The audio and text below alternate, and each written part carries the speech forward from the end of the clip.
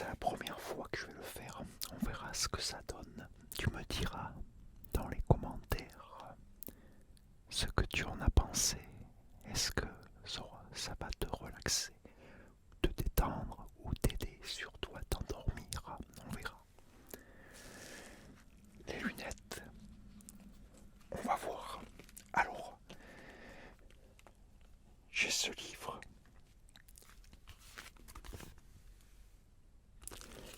Les plus belles fables de La Fontaine et autres auteurs célèbres. Par contre, je ne pourrais pas te dire quels auteurs, car c'est pas marqué.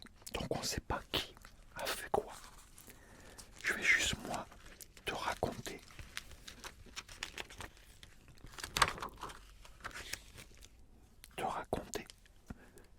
Les fables. On commence avec la première.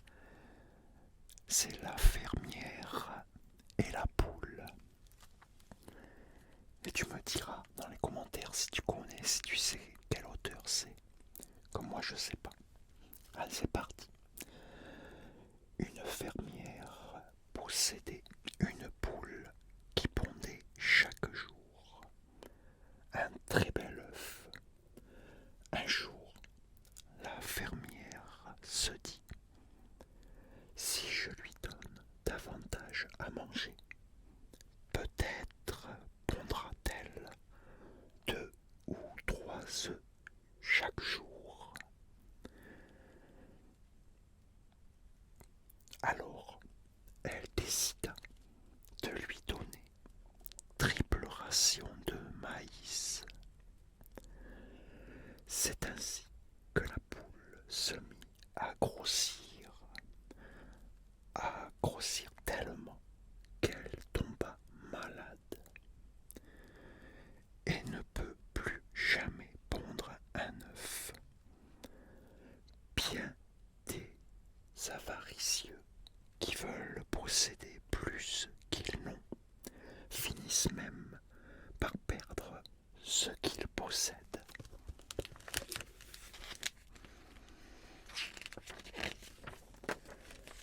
C'était la fin de la première fable. On passe à la deuxième.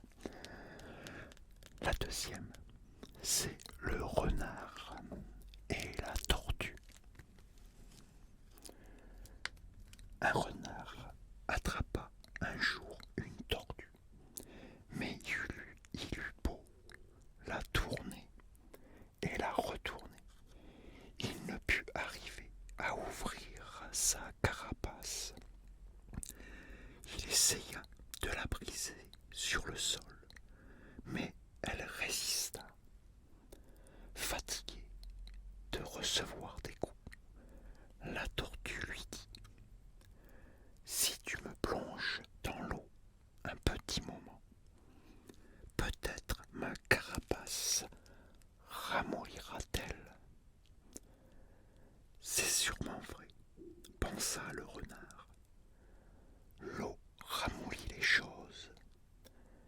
Il partit donc à la rivière et y plongea la tortue.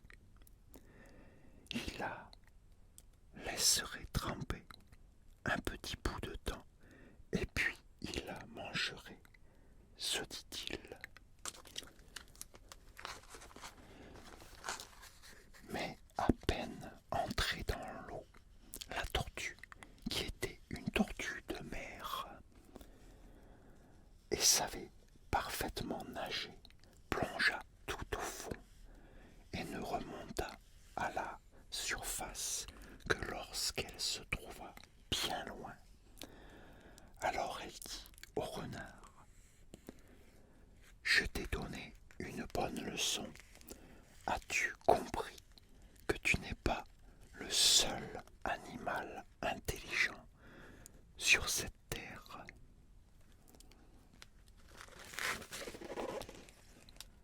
Pas mal, pas mal. On va passer à une troisième.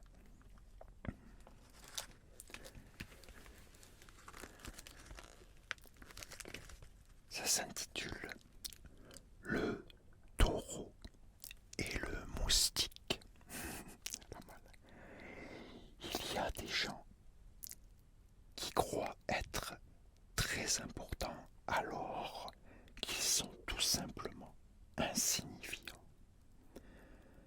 Ces gens pensent que tout le monde attend après eux, alors qu'en réalité, personne n'y prête attention.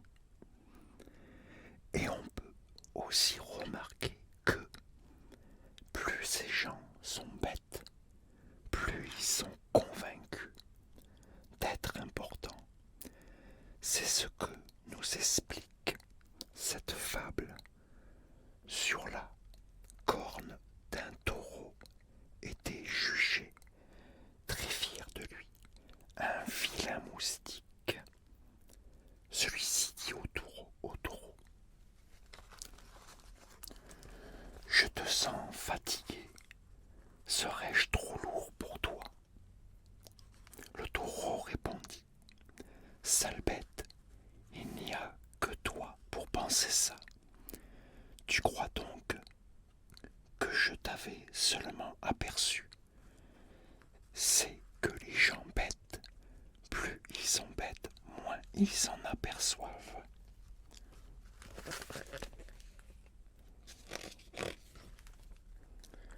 Et c'était la fin. Bon. Ok.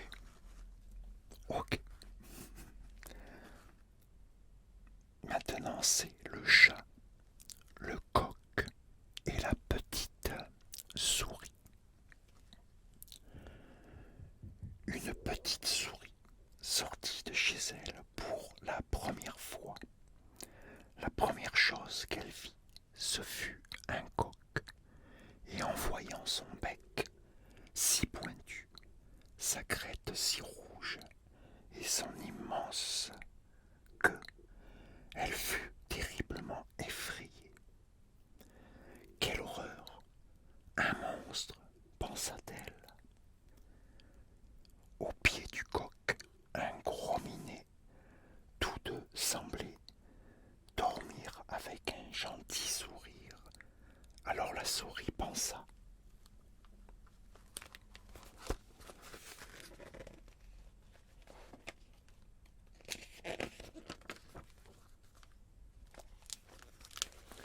j'ai dû tourner la page, pensa, quelle élégance chez cet animal, quelle belle paire de moustaches, quel poil soyeux.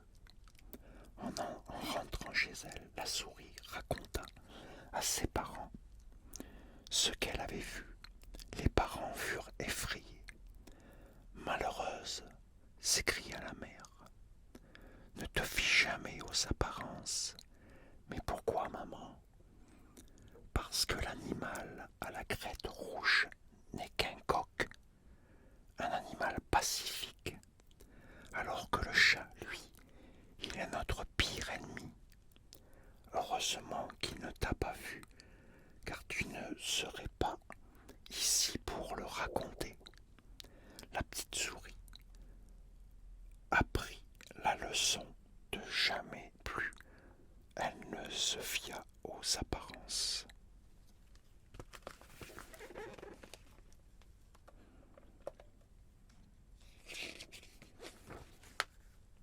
Allez, je vais regarder.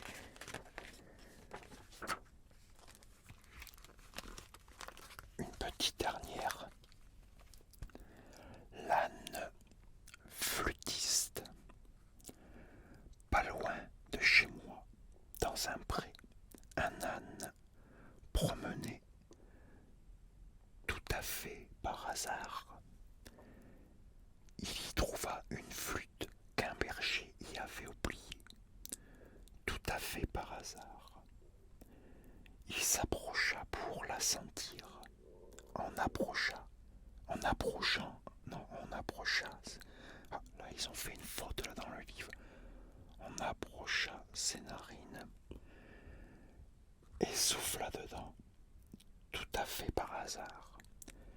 L'air de ses poumons passa dans la flûte et celle-ci se mit à sonner vraiment par hasard. Oh, s'écria l'âne, je sais jouer et après on dira que je ne sais rien faire, si ce n'est pas par hasard. Si ce n'est par hasard, hein, si ce n'est par hasard. Pas clair cette histoire. Sans rien savoir des règles de l'art, il y a des ânes qui parfois sont adroits, mais les ânes jamais n'admettront qu'ils doivent ce miracle au plus grand des hasards. Ouais, bon, alors celle-là, pas terrible, j'ai pas aimé du tout. Tu as déjà remarqué que dans les livres, souvent, pourtant c'est publié, ils font des erreurs sur les mots, des erreurs de frappe.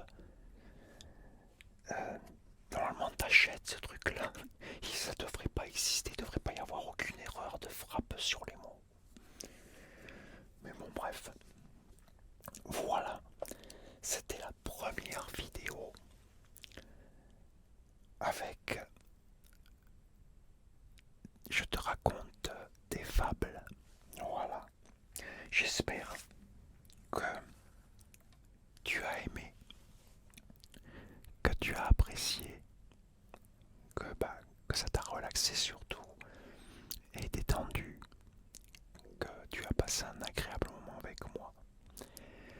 Et j'espère par contre que ça t'a certainement aidé à t'endormir. En tout cas, c'est ce que je te souhaite. Dis-moi-le dans les commentaires ce que tu en as pensé et si ça t'a relaxé, si ça t'a aidé à t'endormir. J'en referai d'autres. C'était un premier jet pour voir ce que ça allait donner. Je continuerai, il est épais ce livre, hein, je sais pas si tu as vu. Hein, il est assez épais quoi, il y en a encore. Donc on continuera pour la prochaine fois. En attendant, porte-toi bien et surtout prends soin de toi car c'est vraiment très très très très très très très important. Et moi je te dis